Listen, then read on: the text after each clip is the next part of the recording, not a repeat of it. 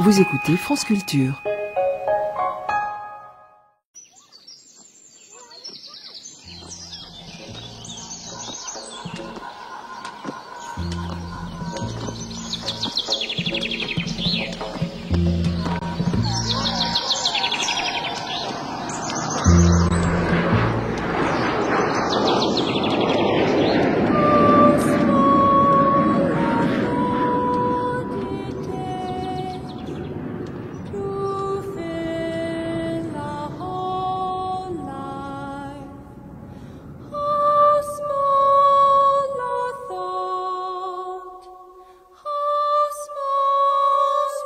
Les vivants et les dieux, symboles et religions, par Michel Cazenave. Aujourd'hui, la gnose.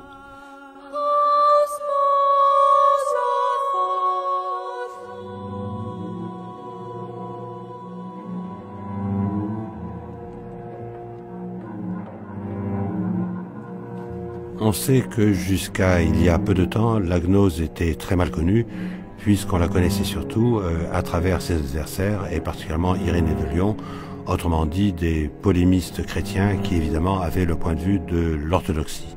Et pourtant, on sait aussi que la gnose a extraordinairement influencé sur tout un certain nombre de mouvements intellectuels de notre Occident.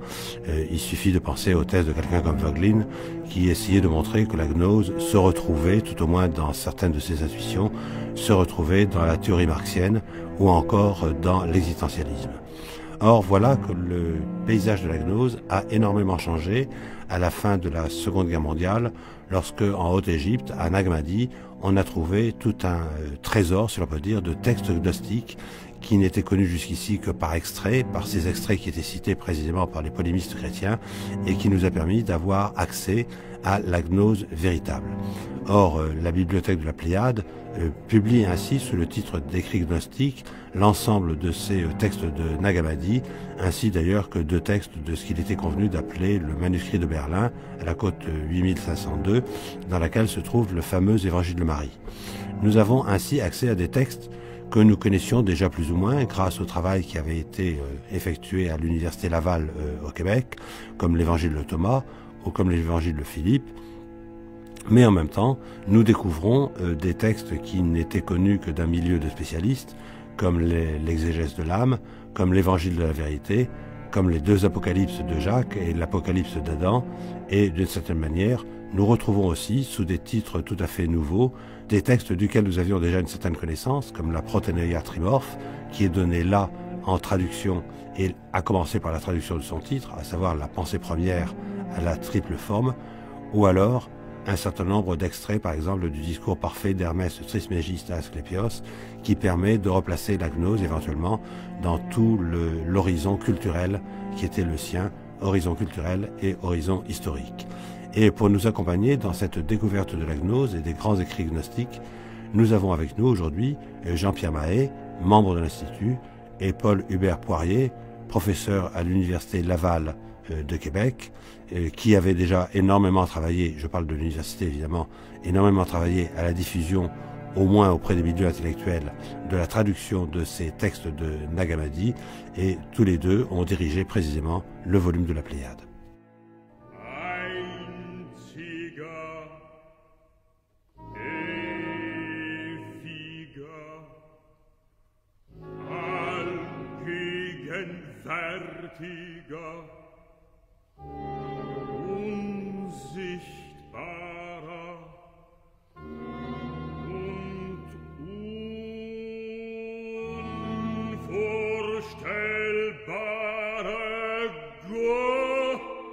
Il faut penser à la phrase de Tertullien, qui d'après lui est la source de toutes les hérésies. Unde malum, d'où vient le mal? C'est pas tellement le problème de l'origine du mal qui est en cause que d'ailleurs le problème de l'absence de Dieu ou de la non-intervention de Dieu devant le mal, le silence en quelque sorte de Dieu. Comment penser que celui qui est infiniment bon soit indifférent à la souffrance humaine? Et comment imaginer qu'étant tout-puissant, il n'intervienne pas? Alors les gnostiques ont voulu prendre ce problème à bras-le-corps en proposant une gnose, c'est-à-dire un savoir ésotérique qui s'efforce de répondre en proposant une méthode spéciale d'interprétation des textes bibliques bien sûr, en même temps une voie spirituelle, et puis également des pratiques communautaires qu'il faut peut-être qualifier de prières, quelquefois de rituels, hein, peut-être même de sacrements. Gott meiner Väter, Gott Abrahams, Isaaks und Jakobs, der du ihren Gedanken in mir wieder erweckt hast. Mein Gott, nötige mich nicht, ihn zu verkünden. Hubert Poirier, est-ce qu'on peut véritablement parler de la gnose? Ce que je veux dire, lorsqu'on voit les différents textes, on s'aperçoit qu'en réalité, la gnose est, me semble-t-il, extrêmement polymorphe, qu'il y a quelques structures de pensée essentielles que l'on retrouve effectivement quasiment de texte en texte, mais que par ailleurs, il semble y avoir eu beaucoup d'écoles, beaucoup de systèmes d'interprétation, et donc beaucoup en même temps d'expériences auxquelles ça correspondait. Ne faudrait-il pas parler plutôt, je dirais, d'un sentiment gnostique que de la gnose? Effectivement, la gnose, ce qu'on peut appeler la gnose, est une réalité polymorphe. Déjà, les pères de l'Église, Irénée par exemple, l'avaient pressenti et y voyaient une difficulté de réfuter cette pensée. Cependant, la gnose, malgré, je dirais, sa diversité, telle que nous la connaissons, elle s'est exprimée à travers des récits, à travers des mises en scène mythologiques, à travers même des traités théoriques comme le traité tripartite de Nag Hammadi. Donc elle s'est, si vous voulez, cristallisée, exprimée de façon littéraire, et nous pouvons voir qu'à travers, je dirais, la diversité que révèlent les écrits gnostiques, on retrouve tout de même de grands thèmes fondamentaux qui sont la recherche de soi, la découverte d'une voie qui permet de retrouver l'unité primordiale et qui permet je dirais, de répondre à la question qui est à la base, à mon avis, de toute philosophie et de toute religion. Comment expliquer la disparate qui existe dans l'être, si l'être provient d'un étant primordial et fondamental.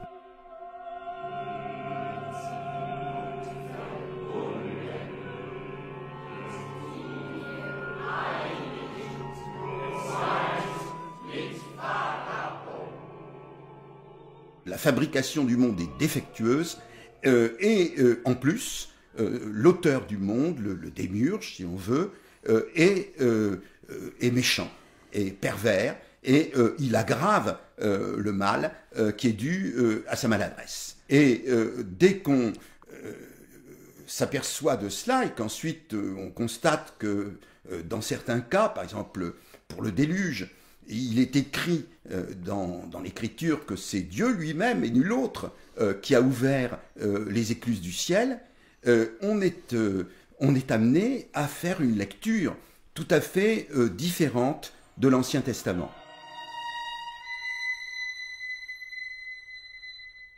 Cette question-là, les gnostiques l'ont résolue d'une façon, je dirais, radicale, en refusant d'une part le créationnisme judéo-chrétien, en refusant d'autre part que ce qui existe procède ou découle de façon plus ou moins automatique, si vous voulez, d'une source primordiale, et en posant, c'est la solution des gnostiques, une espèce de rupture au sein du monde, du seul monde qui existe, du plérome, du monde divin, qui a donné naissance à une espèce d'avorton ou d'excroissance qui est le monde dans lequel nous sommes jetés, dans lequel nous vivons.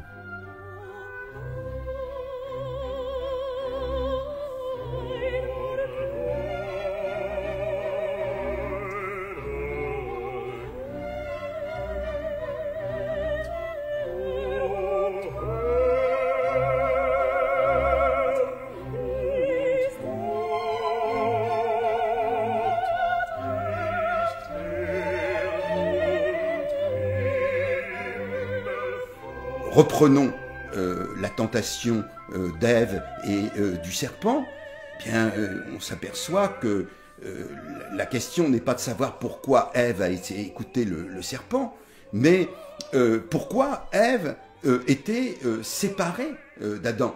Et en remontant à la cause première, on constate que cette séparation est due à une opération chirurgicale un petit peu douteuse qui a fait qu'un prototype immortel a été coupé en deux, qu'on lui a extrait une côte, dont on a fait un individu plus vulnérable, et que c'est par cet individu plus vulnérable que le malheur est arrivé. Or, le responsable de cette chirurgie, c'est le même qui a proféré des menaces de mort à l'égard de ces deux créatures, qui les a expulsées sous prétexte qu'ils n'avaient pas obéi à son commandement.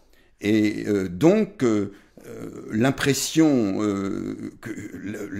qu'on a, bien, c'est que c'est lui qui est la cause du mal, et que c'est de lui et du monde qu'il a créé qu'il faut se délivrer si on veut échapper au mal.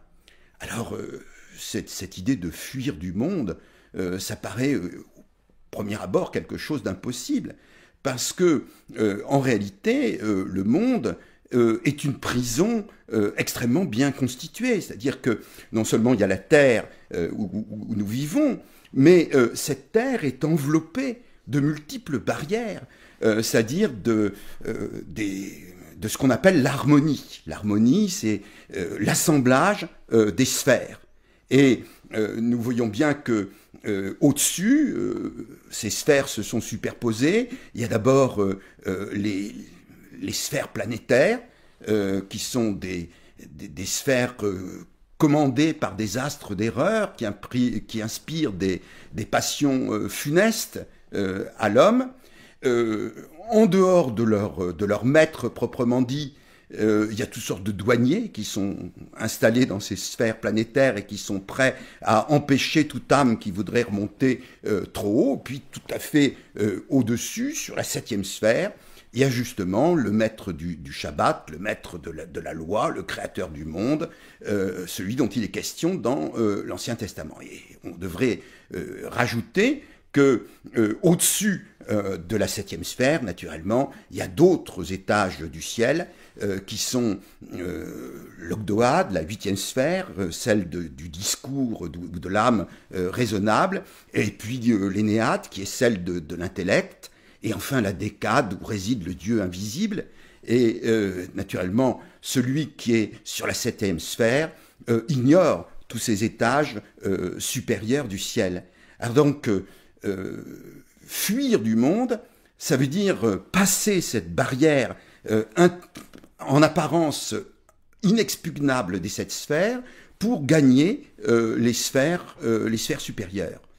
Et pour entreprendre un voyage aussi périlleux, eh bien, il faut une prise de conscience. Et cette prise de conscience, ce sont les questions fondamentales de la gnose et de la destinée humaine.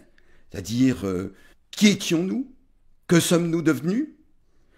Où étions-nous? Vers où avons-nous été jetés? Vers où nous hâtons-nous? Et de quoi sommes-nous rachetés? Qu'est-ce que la génération et qu'est-ce que la régénération?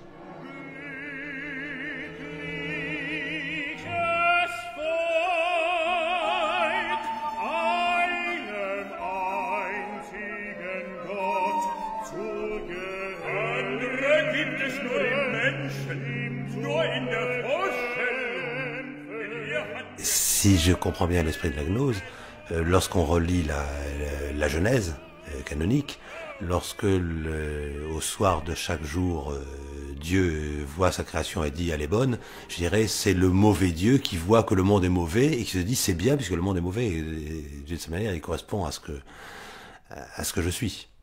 C'est-à-dire le Dieu de la Bible peut tout à fait légitimement dire que le monde qu'il a créé est beau et bon, puisque d'après le récit biblique, on nous raconte dans les versets, les chapitres qui suivent, que c'est précisément le libre arbitre dont une des créatures de ce Dieu était pourvue, qui est à l'origine du dérèglement de cette création qui à l'origine était belle et bonne.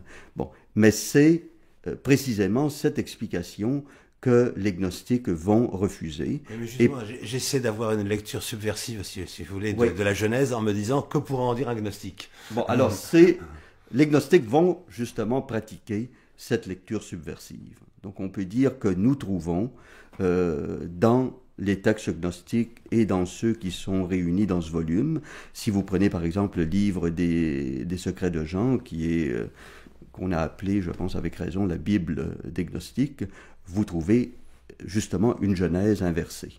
Bon, donc pour ouvrir les yeux des malheureux croyants qui se font berner par la prédication des évêques et des pasteurs de la grande Église, pour leur montrer où se trouve la vérité et comment il faut décoder le récit biblique pour parvenir à la connaissance du Dieu inconnu, dont un imposteur, le Dieu créateur, essaie de prendre la place et de convaincre les croyants qu'il est ce Dieu unique.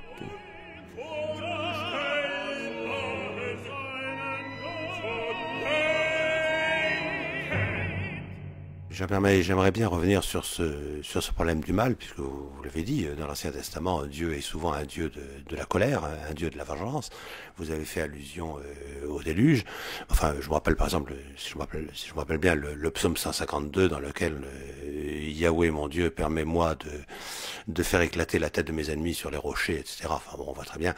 Bon, et ce qui d'ailleurs va être repris par quelqu'un comme Marcion, en disant le Dieu de l'Ancien Testament est un Dieu mauvais, ce qu'on va encore retrouver chez quelqu'un comme Simone Veil, hein, en gros. Donc on voit bien qu'il y a cette espèce de réaction. Mais en même temps, on voit bien aussi qu'il y a d'autres solutions qui ont été proposées. Je veux dire par là, soit dans le livre de Job, c'est-à-dire Dieu disant « de toute façon je suis incompréhensible, donc n'essaie pas de comprendre le problème du mal », soit ce qui va être inventé fin 17e, début 18e avec quelqu'un comme Leibniz, c'est-à-dire la théodicée, la justification de Dieu. On a l'impression justement que la gnose, elle est vraiment dans « il y a un Dieu du mal ». Et ça, on a un Dieu, ou une puissance du mal, je dirais. Et ça, je dirais, pour une mentalité moderne, c'est quand même assez difficile à comprendre. Naturellement, en entendant ces discours gnostiques que je vous tiens, les pères de l'Église se bouchent les oreilles et disent « Scandale, vous avez porté atteinte au point essentiel de la règle de foi, qui est qu'il n'y a qu'un seul Dieu. » Mais évidemment, les gnostiques diront bien, ça n'est pas du tout le cas, parce que celui qui a fait le monde, naturellement, une fois qu'il a terminé son œuvre, s'enorgueillit de ce qu'il a fait, et il dit « je suis Dieu, et il n'y a personne en dehors de moi ». Et à ce moment-là, une voix se fait entendre et lui dit tu te trompes, Samaël, ou bien n'importe quel autre nom qui veut dire le Dieu des aveugles, ou bien un sobriquet injurieux. Il y a également l'homme et le Fils de l'homme. Et là, évidemment, on saisit l'ambiguïté de la position des gnostiques à l'égard de l'Ancien Testament. C'est-à-dire que d'un côté, il y a une lecture dénonciatrice de l'Ancien Testament qui fait de l'artisan du monde une sorte de chef de service irresponsable. C'est-à-dire qu'il est entouré d'une armée d'archontes qui ont tous les défauts de l'administration humaine, c'est-à-dire incompétence, caractère brouillon, matérialisme confinant à l'absurde, dilution des responsabilités. Alors ces gens-là font toutes sortes de mauvaises choses, mais d'un autre côté, il y a dans l'Ancien Testament des lueurs, justement, sur le monde supérieur, parce que l'homme est le fils de l'homme, eh bien, c'est clairement une allusion à Ézéchiel et à toutes sortes de spéculations mystiques que l'on trouve dans l'Ancien Testament. Donc en effet, il y a les deux aspects dans les textes gnostiques. Alors, c'est la question qu'on se pose, Jean-Pierre Mahé, d'une certaine manière, qu'est-ce que le vrai Dieu, d'une certaine façon? Et est-ce que le vrai Dieu, enfin, moi c'est comme ça que j'avais compris ce que j'avais pu lire, rapporter, ou de Basilide, ou de Valentin, ou d'autres, c'est que le vrai Dieu était de l'ordre de l'inconnaissable, d'une certaine manière. Alors, le vrai Dieu, c'est pas ça. Le vrai Dieu, il est triade, d'une certaine façon. Et il est à la fois inengendré, auto-généré, et engendré. Alors, en tant qu'il est inengendré, il est en effet inconnaissable. La seule chose que nous pouvons dire, on le voit bien dans les hymnes gnostiques, c'est qu'il est au-dessus de tout, on ne peut rien dire de lui, et on le connaît en anéantissant en quelque sorte ses facultés devant lui. Mais ce Dieu inengendré, c'est une source de lumière qui se mire dans sa propre eau. Et ce reflet, qui est une sorte de conscience éternelle de Dieu, c'est ça, l'autogène ou l'auto-engendré, et c'est un intellect divin. C'est donc quelque chose qui est connaissable par l'intellect. Connaissable par l'intellect, ça veut dire deux choses. Connaissable par intuition globale et fulgurante, et connaissable au-delà des mots. Et puis alors, après, ce Dieu-là, qui se contemple lui-même dans l'intellect, il veut aussi se faire connaître à l'extérieur, et donc il profère un logos, et ce logos, c'est l'engendré, et donc il est connaissable par la raison en tant qu'engendré. Donc Dieu est les trois à la fois. Il est inconnaissable en tant qu'inengendré, connaissable par intuition fulgurante, on peut dire, en tant qu'intellect éternel, et il est connaissable par la raison en tant que raison qui s'est déployée dans le temps, ou en tout cas dans un plérôme d'idées qui sont à l'origine très très lointaine, le modèle idéal du monde matériel.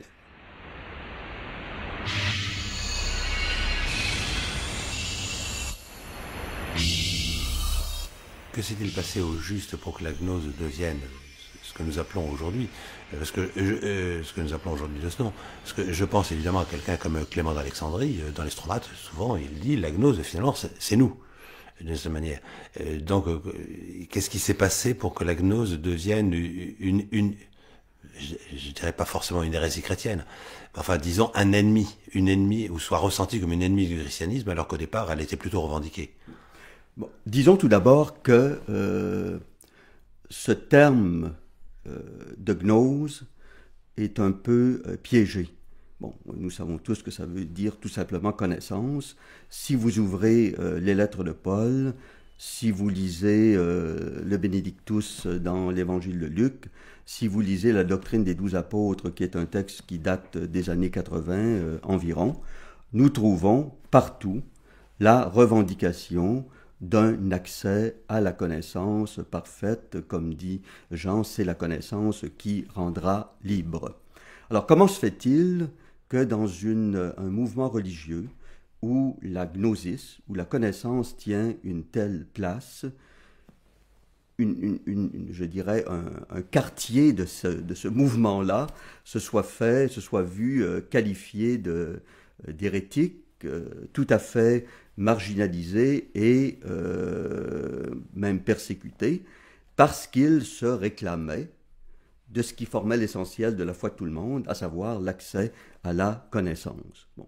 Donc ce n'est pas, je pense, le rapport tout d'abord à une connaissance, mais de quel type de connaissance s'agit-il?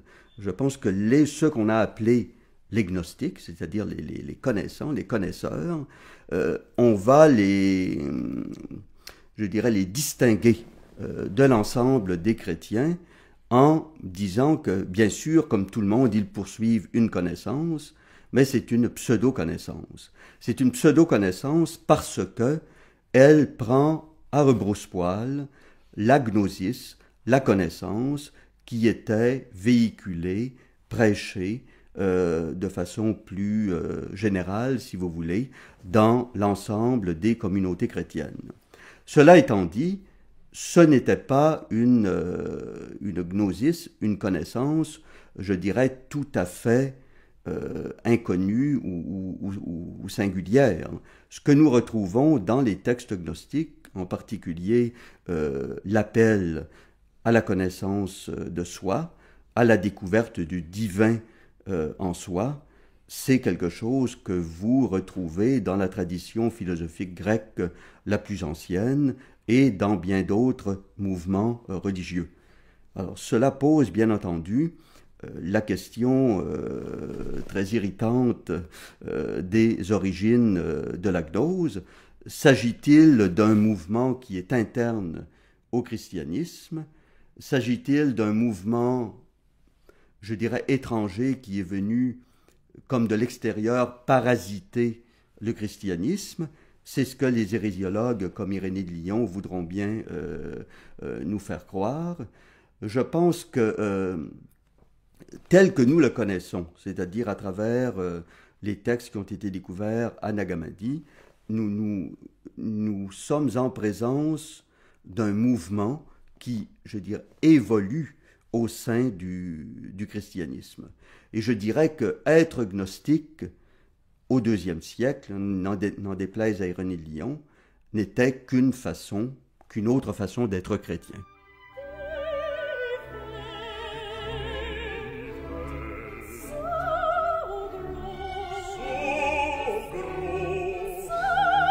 La gnose, c'est pas une doctrine. C'est-à-dire, ça n'est pas un savoir qu'on pourrait exposer un petit peu comme dans un manuel ou bien comme dans un cours de philosophie. Parce que c'est un savoir qui doit être nécessairement interactif. On ne peut pas comprendre un exposé sur la gnose si cet exposé n'éveille pas en nous des idées qui étaient là, latentes, dont nous n'avions pas conscience, mais dont nous avons absolument besoin au fond de nous-mêmes pour comprendre la gnose. Le livre de Thomas dit « Celui qui ne s'est pas connu lui-même n'a rien connu, celui qui s'est connu lui-même connaît le tout. » Bien, si on essaye de réfléchir ce que c'est que ce tout, c'est pas l'univers, en tout cas pas l'univers matériel.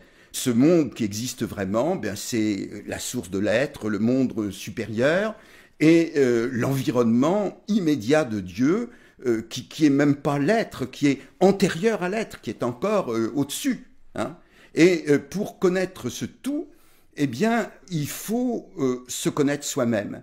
Pourquoi se connaître soi-même? Parce que, là encore, le moi dont il est question n'est pas le moi superficiel, c'est-à-dire l'apparence physique de quelqu'un, la personnalité visible. C'est évidemment la partie la plus intime, je dirais aussi la partie la plus immortelle, la plus spirituelle de l'âme. Et cette partie-là de l'âme, eh bien, elle est enracinée dans ce monde supérieur. Et c'est donc en connaissant cette partie de l'âme qu'on arrive à connaître le tout.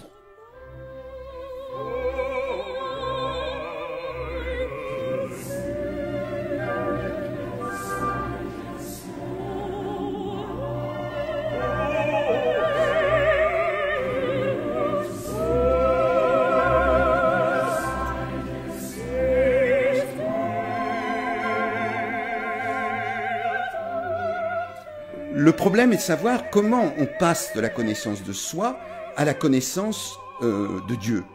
Et ça exige encore un troisième objet de connaissance qui est la voix, hein, connaître la voix. Dans le psaume des Nasséniens, qui est cité par Hippolyte, l'âme, nous dit-on, cherche à fuir le chaos amer, mais elle ne sait comment y parvenir. Jésus supplie le Père et il lui dit « Père, envoie-moi, je percerai tous les mystères, je traverserai les mondes, je dévoilerai les formes des dieux, et je leur enseignerai cette sainte voie qu'on appelle la gnose. Donc, il y a une voie avec un point de départ qui est, pour nous en tout cas, qui est le chaos amer, et un point d'arrivée souhaité qui est le Père qui a envoyé Jésus.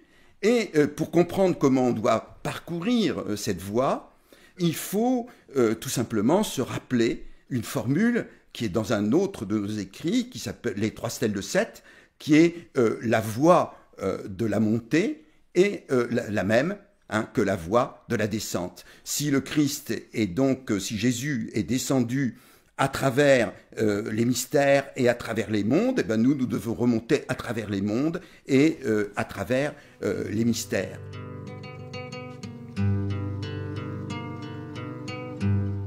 On a l'impression qu'il y a finalement beaucoup d'éléments différents qui se sont coagulés de cette manière. Si on prend la figure de Simon le magicien, on voit très bien comment il a derrière lui, je dirais, une certaine tradition samaritaine. D'une certaine manière, on voit très bien comment il y a un certain nombre d'éléments qui sont extrêmement proches de la réforme de Zoroastre en Iran, qui a tout un certain nombre d'éléments comme ça. Et ce que je me demande, c'est est-ce que finalement le père Festugière n'a pas raison lorsqu'il disait que dans l'Alexandrie, il y a beaucoup d'éléments qui se sont ainsi rencontrés, que certains de ces éléments ont donné la gnose. Nous avons l'hermétisme, nous en avons eu d'autres, et qui était, je dirais, la branche chrétienne de cette espèce de mélange bouillonnant. Je pense qu'il y a beaucoup de vrai dans ce que vous dites, et la façon de voir du père Festugière. Effectivement, nous retrouvons dans la gnose, je dirais, un peu, ou dans les textes gnostiques que nous connaissons, qui sont du IIe et du IIIe siècle, essentiellement, comme le point d'aboutissement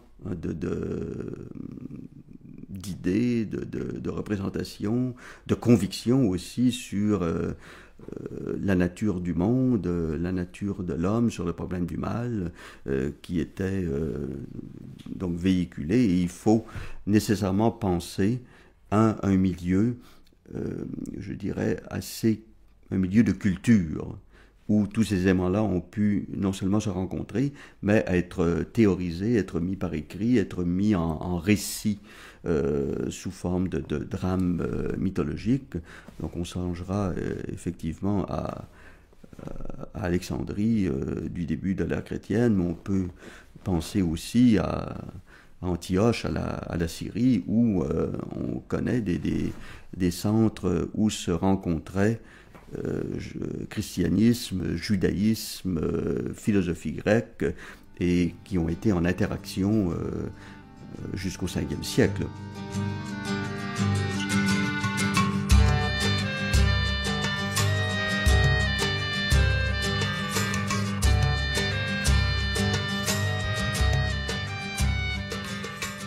Vous nous avez rappelé, Paul-Hébert Poirier, que le paléochristianisme n'était certainement pas organisé de la manière dont nous pensons aujourd'hui le christianisme, après, je dirais, des siècles, si n'est plus presque 2 millénaires d'églises, si l'on peut dire, puisque en réalité c'était une collection d'églises, si on peut dire, les unes à côté des autres, chacune avec ses traditions, chacune avec ses textes, etc. Et on a l'impression que de ce point de vue-là, la gnose, il faut peut-être renoncer à une erreur d'optique que nous avons aujourd'hui, mais que la gnose irriguait largement le christianisme et qu'à la limite, elle aurait pu être le christianisme elle-même. Bon, je reprends l'image que vous venez d'employer, collection d'églises, vous avez tout à fait raison, mais pour que cette collection d'églises ait pu exister comme collection, encore fallait-il qu'on puisse reconnaître d'une église à l'autre un ensemble d'éléments communs. C'est ce qu'on appelait la communion dans la foi et dans la charité, qui permettait la circulation, je dirais, physique et l'hospitalité entre les communautés, mais aussi le fait qu'un évêque de telle province pouvait reconnaître un évêque qui venait d'être élu dans une autre province comme professant la même foi. Bon. Alors, la question est précisément de savoir jusqu'où pouvait-on aller dans la tolérance des divergences, des écarts entre communautés. Eusèbe de Césarée rapporte une anecdote extrêmement intéressante à propos de l'évangile de Pierre, qui est catalogué aujourd'hui parmi les apocryphes. Un évêque, Sérapillon, avait permis à ses fidèles, après l'avoir lu lui-même, de lire cet évangile de Pierre, parce qu'il trouvait que c'était très édifiant, c'était très bien, jusqu'au jour où il a appris que cet évangile était utilisé par des gens qu'on considérait comme hérétiques. Et du jour au lendemain, donc, il en a refusé la lecture. Donc, on voit qu'il y a à la fois un souci de conserver, je dirais, un bien commun sur le plan de la foi, mais aussi une question de contrôle de l'accès à la connaissance, question de pouvoir, une question, je dirais, de politique ecclésiale ou ecclésiastique. Et donc, le mouvement gnostique ou la façon dont les gnostiques ont eu à se situer à l'intérieur des communautés chrétiennes s'inscrit dans cette dynamique, dans cette lutte de pouvoir. Maintenant, est-ce que le gnosticisme aurait pu devenir, comme vous le suggérez, ou comme vous le dites plutôt, la forme principale? Je me permets de le suggérer, parce que je pense par exemple à quelqu'un comme Valentin, dans lequel on se dit que quand même, à la limite, Valentin aurait quasiment pu devenir évêque de Rome. Oui. Mais c'est toute la question, et là on déborde peut-être le plan de l'histoire des religions pour tomber dans celui de la sociologie religieuse. Qu'est-ce qui fait qu'un mouvement religieux réussit? Qu'est-ce qui fait qu'il échoue? Peut-être que ce qui a finalement causé l'échec du mouvement gnostique, c'est j'aurais peut-être un élitisme trop grand. Est-ce que des textes comme ceux que nous révélons dans ce volume auraient pu devenir le pain quotidien d'un peuple, je dirais, d'assemblées chrétiennes élargies? C'est une question que l'on peut poser. D'autre part, si nous considérons tout simplement la manière dont ces textes ont circulé, ou plutôt n'ont pas circulé, songez à l'évangile de Thomas, qui est un recueil de 114 paroles de Jésus, dont certaines sont très proches du noyau que nous retrouvons dans les synoptiques.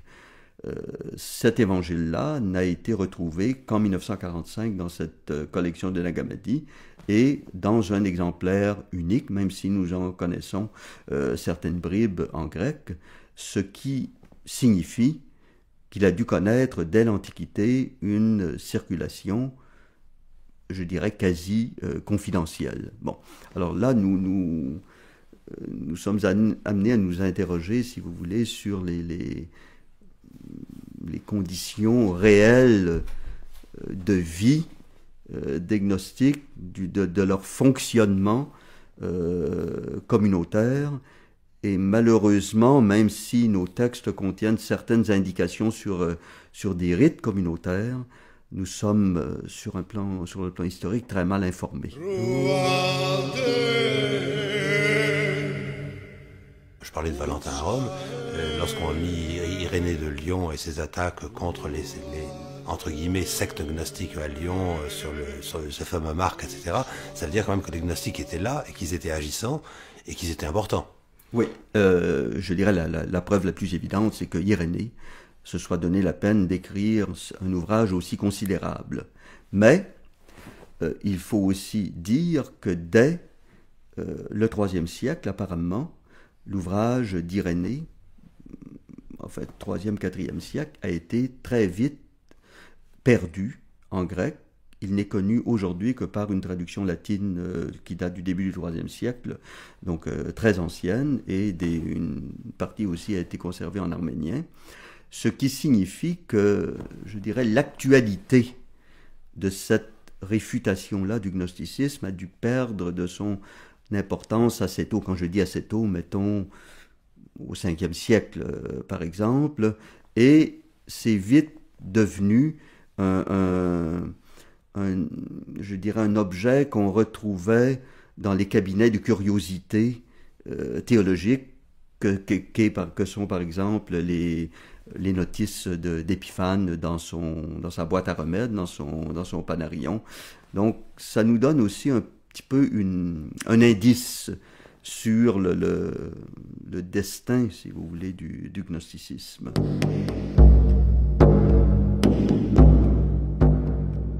Je ne peux pas m'empêcher de penser, par exemple, au fameux manuscrit de 1809 de Schelling. Lorsqu'il dit l'absolu, pour savoir qu'il est absolu, est obligé de se réfléchir lui-même. Et de se réfléchir lui-même d'une certaine manière, de se poser comme différent de lui-même tout en étant égal à lui-même. Alors là, évidemment, je sais que nous sommes sur le bord du pensable. Bon, dans le shivaïsme du Cachemire, avec quelqu'un comme Uptaladeva, nous avons à peu près la même position. Et c'est justement, c'est de voir comment la gnose se confronte à ce problème, comment l'absolu sait qu'il est l'absolu, s'il le reste, je dirais pas enfermé, mais s'il reste toujours totalement identique à lui-même. En effet, les gnostiques ont beaucoup de mal à penser ce paradoxe qu'est la création. C'est-à-dire que la création, c'est Dieu est l'être absolu, n'est-ce pas? Et pourtant, il va créer un être qui n'est pas lui. Il est la totalité de l'être et il va créer un être qui n'est pas lui. Ça, c'est la position, je dirais, chrétienne de la création, telle que l'avait bien souligné, par exemple, le père Sertillange. Mais les gnostiques vont dire, ça c'est un accident. Au départ, Dieu est un et deux à la fois. Il est, il est le Père, l'abîme, mais il est dans son silence, et d'une certaine façon, il est à la fois monade et dyade. Après ça, toutes les idées qui sortent de lui sont à la fois un et deux, puisqu'il y a ce qu'on dit des Sijiji, elles ont chacune leur conjoint. Puis, à un certain moment, il se trouve que dans cette profusion, il y a un accident. À un certain moment, j'ai employé un mot temporaire, donc toute cette profusion, donc on ne sait pas pourquoi, comporte une rupture qui va entraîner la dislocation d'un de ces couples et provoquer par accident la naissance du monde.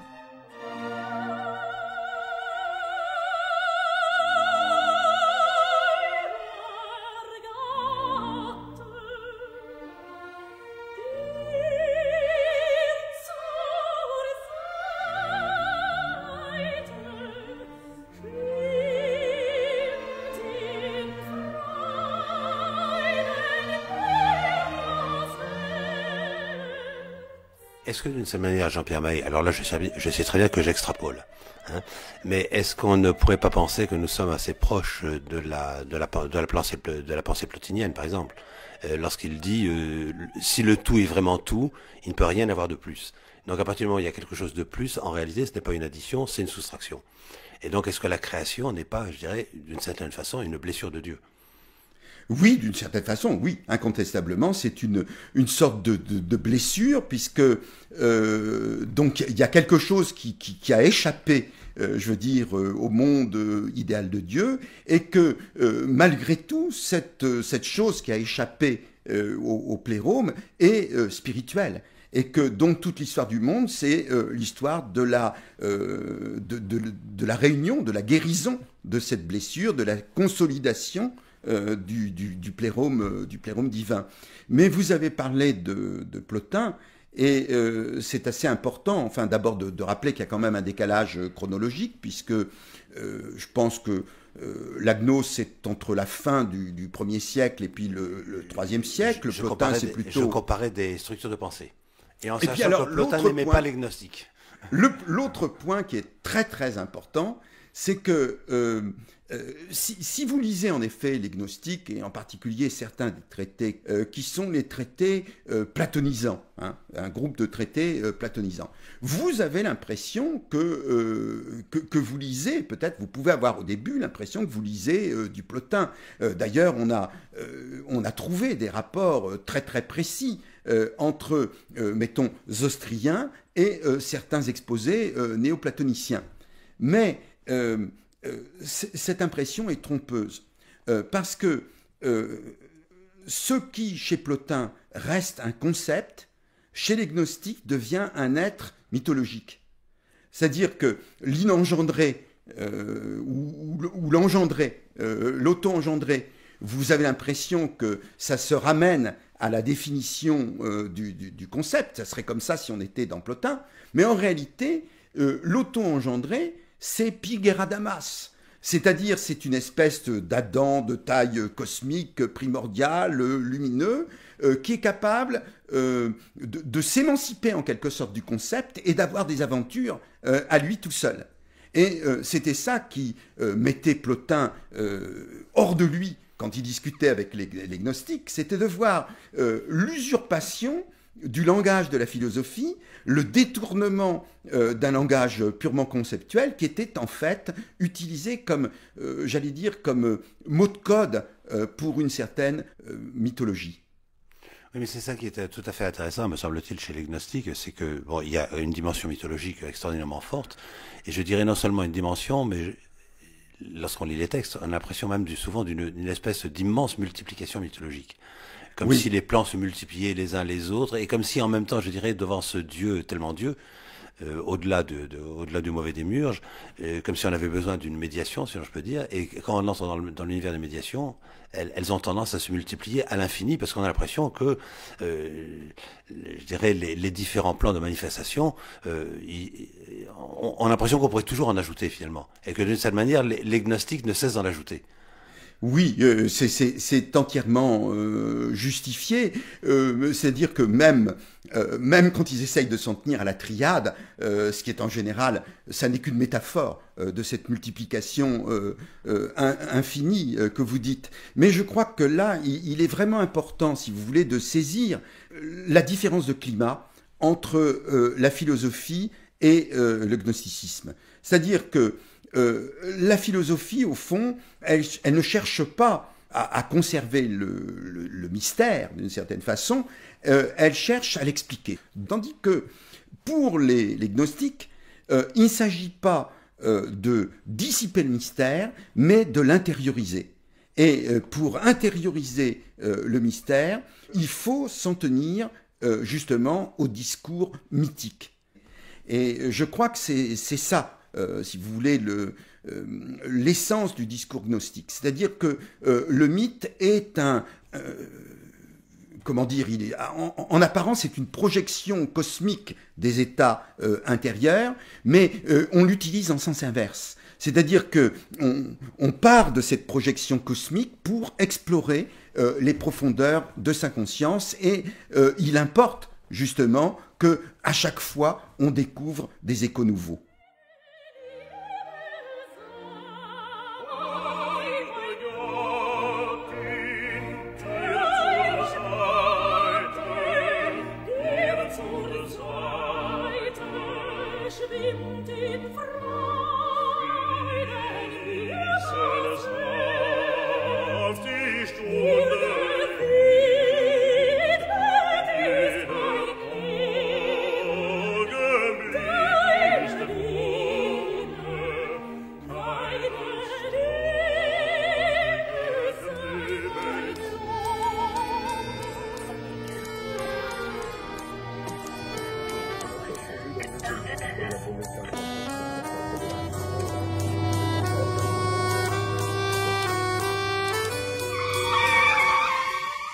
Livre. Puisque nous avons parlé de gnose, et alors que la gnose en tant que telle qu'elle existe, tout au moins au 1er siècle après Jésus-Christ, avait donné lieu à peu de littérature, étant donné l'ostracisme dont elle était la victime, dont elle était l'objet, je voudrais signaler d'abord l'ouvrage de Jean Borella, Problème de gnose, aux éditions L'Harmattan. Jean Borella, on le sait, jusqu'en 1995, a été professeur de philosophie, particulièrement de philosophie médiévale et antique, à l'université de Nancy II, et on voit très bien comment il introduit, et ça semble essentiel dans sa pensée, une différence entre la gnose, le concept de gnose en tant que tel, et le gnosticisme, c'est-à-dire précisément cette gnose des débuts du christianisme à laquelle nous nous sommes intéressés. En réalité, lorsqu'il parle de gnose, on voit très bien comment Jean Borella se réfère précisément à la notion dominante de la gnose, telle qu'on la trouve, telle que ça nous a été rappelé d'ailleurs dans les textes de saint Paul ou dans les textes de Clément d'Alexandrie, et comment, de ce point de vue-là, il essaie de montrer que la gnose, la connaissance, est au cœur même de la métaphysique, pour ne pas dire de la théologie chrétienne, et il nous emmène dans une promenade qui nous fait déboucher particulièrement sur les grands philosophes du XIXe siècle. En particulier, je pense à tout un chapitre assez extraordinaire sur Hegel et la transformation de la gnose en logique, ou alors à quelqu'un comme Raymond Robillard, qui a été son collègue à l'université de Nancy, et son texte La gnose de Princeton au XXe siècle, où Raymond Robillard, on se le rappelle peut-être, essayait de faire le pont entre ce qui serait de l'ordre d'un esprit de la connaissance métaphysique, et en même temps de ce que nous disent les sciences modernes. Et il y a là toute une réflexion extrêmement pertinente souvent, extrêmement enrichissante, extrêmement excitante pour l'esprit, qui permet de penser la gnose et qui permet de la penser autrement tout de même que ne l'avait prétendu le magistère jusqu'ici. L'état de l'intellect, c'est la cime intellectuelle, pareille à la couleur du ciel, sur laquelle, au temps de l'horizon, resplendit la lumière de la Sainte Trinité. Et cette lumière, comme l'enseigne Évagre le Pontique, c'est la lumière de l'intellect parfaitement dépouillé. L'intellect nu est celui qui est consommé dans la vision de lui-même et qui a mérité de communier à la contemplation de la Sainte Trinité. Et puisque nous sommes là dans le courant du christianisme officiel, en mettant ce mot évidemment entre guillemets, je voudrais m'intéresser à la republication aux éditions Arma Artis du texte extrêmement fondamental de Nicolas Berdyaev, Dialectique existentielle du divin et de l'humain. Nicolas Berdyaev, d'un certain point de vue évidemment, est aux marges de la tradition orthodoxe, mais en même temps il est de ceux qui, en s'y étant ralliés, a certainement irrigué et a été comme le couronnement de ce qu'il est convenu d'appeler la philosophie religieuse russe.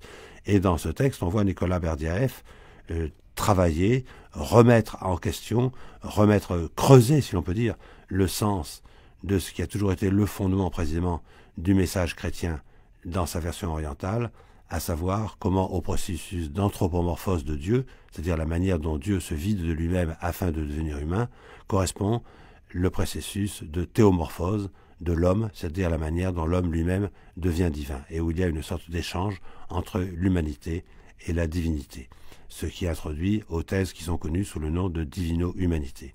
Et de ce point de vue-là, Nicolas Berdyaev marque certainement une étape absolument cruciale dans l'élucidation précisément de ce thème que l'on trouve dès les premiers grands pères grecs de l'Église. L'homme est indispensable à la vie divine, à sa plénitude, et c'est ce qui donne lieu au drame divin et humain. Les rapports qui existent entre l'homme et Dieu ne sont pas des rapports juridiques, mais des rapports dramatiques. L'éternité elle-même doit être comprise comme étant dynamique et non statique, car en elle, le repos absolu coïncide avec le mouvement absolu. Et puis, en changeant, au moins apparemment, d'horizon culturel, je voudrais signaler la parution aux éditions José Corti de l'ouvrage de Thomas Brown, Le Jardin de Cyrus, avec ce sous-titre apparemment énigmatique, où les plantations en quinconce, losanges ou réseaux des anciens, considérées selon l'art, la nature et la mystique. Thomas Brown est quelqu'un qui a vécu au XVIIe siècle, qui était docteur en médecine. Il a obtenu son doctorat à l'université de Leyde dans les Pays-Bas, et qui, dans ce texte, essaie de réfléchir sur toute la symbolique, tout ce qu'emporte le chiffre 5, dans une réflexion extrêmement marquée, si l'on peut dire, par le style baroque, et où, à travers ce chiffre 5, il essaie de faire la liaison entre ce qui est de l'ordre du concret, ce qui est de l'ordre des sciences, et ce qui est de l'ordre du mystique. Et de ce point de vue-là, on voit très bien comment il rejoint à la fois la notion, par exemple, du cinquième élément, comme on l'a trouvé déjà dans la philosophie antique, avec ce qu'il est convenu d'appeler l'éther, ou avec la quintessence, évidemment, qu'avait spécialement étudié l'alchimie. Et il est important, je pense, de lire ce texte de Thomas Brown, dans la mesure où on sait qu'ensuite il a énormément influencé tout un courant de la littérature, et particulièrement de la poésie anglaise, on peut citer évidemment les noms de Samuel Johnson ou de Coleridge, ou évidemment en Amérique, de quelqu'un comme Herman Melville dans son Moby Dick, ou encore de Virginia Woolf, cette Virginia Woolf qui écrivait « Ceux qui aiment les textes de Thomas Browne sont le sel de la terre ». La nuit, que la théologie païenne considérait comme la fille de Chaos, ne favorise en rien la description de l'ordre. De fait, toutes les choses commencèrent dans l'ordre, et ainsi finiront-elles. Ainsi recommenceront-elles, selon l'ordonnateur de l'ordre et des mathématiques mystiques de la cité des cieux. Enfin, pour terminer, puisque nous sommes dans le domaine anglais, je voudrais m'intéresser un court instant à la publication dans la collection Point Poésie, aux éditions du Seuil, des poèmes et proses de Gerard Manley Hopkins, dans une traduction, la traduction si remarquable de Pierre Léris, et en même temps dans une édition bilingue. Gerard Manley Hopkins, on sait qu'il était d'origine protestante, qu'il s'est converti au catholicisme à 23 ans, que du coup d'ailleurs il a vécu un catholicisme extrêmement ardent, en même temps d'ailleurs qu'il était professeur de grec à l'université de Dublin, où il est mort assez jeune, à l'âge de 55 ans. Et de ce point de vue-là, d'ailleurs, ce qui est évidemment le plus passionnant dans Gerard Manley Hopkins, c'est qu'on peut dire qu'il a proprement révolutionné ce qui était la littérature anglaise, et particulièrement la poésie anglaise, dans un mouvement qui relevait du phénomène visionnaire, où d'une certaine façon, il a comme désarticulé l'expression poétique, et c'est quelqu'un qui ensuite ouvre aux œuvres de poètes comme T.S. Eliot par exemple, ou Dylan Thomas. Et de ce point de vue-là, évidemment, on remonte même aux sources, et on aperçoit comment la poésie devient une fabrication qui rend compte d'un outre-monde, un outre-monde auquel, évidemment, on donne son adhésion ou pas, selon sa propre idéologie, mais qui montre que tout de même, il y a quelque chose dans le langage qui est au-delà du langage. Là était un cœur droit, là un œil pur, qui déchiffrait l'informe, percutante nuit, sachant le pourquoi et le qui, l'énonçant, et comment sinon, par celui dit présent, passé, dont ciel et terre sont la parole, et sont le fruit de la parole. Les livres aujourd'hui. Problème de gnose de Jean Borella aux éditions L'Harmattan. Une réédition Dialectique existentielle du divin et de l'humain de Nicolas Berdaïev aux éditions Arma Artis, Le jardin de Cyrus de Thomas Browne chez José Corti et Poèmes et prose de Gerard Manley Hopkins dans une traduction de Pierre Léris dans la collection Point Poésie au Seuil.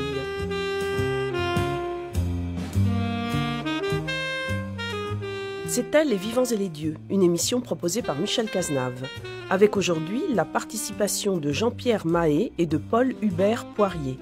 Réalisation Isabelle Iwel.